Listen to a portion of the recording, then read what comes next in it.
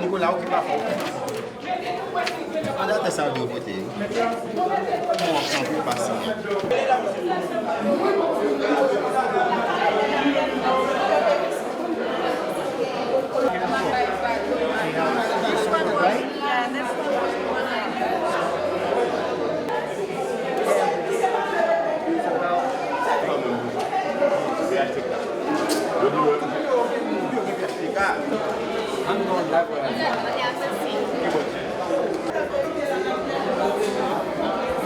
Je suis contente de pouvoir visiter l'école Saint-Vincent-de-Paul à Thomassin, un centre de vote qui a quelques 30 bureaux de vote. C'est le deuxième centre de vote que je visite ce matin. J'ai été également à l'école de la République du Guatemala. Je vois que les électeurs et électrices commencent à venir. Je suis arrivée à 6h05 à l'école de la République du Guatemala. Je voyais beaucoup de mandataires, comme je vois ici à l'école Saint-Vincent-de-Paul.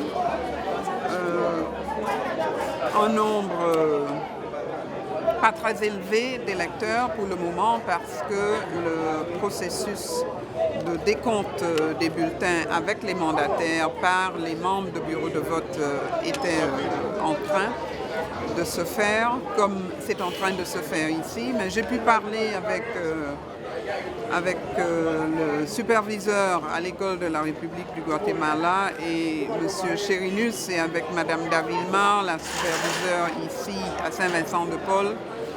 Tout paraît, selon eux, avancer assez bien. Ils ont un travail, évidemment, à expliquer aux mandataires le système de rotation.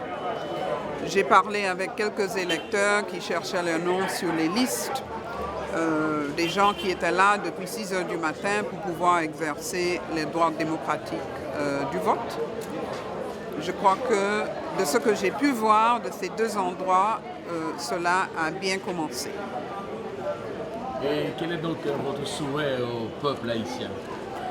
Mon souhait au peuple haïtien est qu'ils viennent en masse pour exprimer leur volonté, pour choisir les personnes qu'ils vont élire, pour les représenter au Parlement, dans les municipalités et dans la magistrature suprême de la nation, et qu'ils rejettent toute forme de violence qui pourrait vouloir s'exercer et qu'ils encouragent tous les acteurs à procéder avec ce processus électoral sans violence. Aux candidats et aux partis politiques, mon message est un message d'encouragement, de participer dans ce scrutin avec un attachement continu pour l'intérêt d'Haïti et pour qu'eux aussi, ils procèdent avec ce scrutin d'une manière tranquille, d'une manière pacifique, sans intimidation de quelque sorte.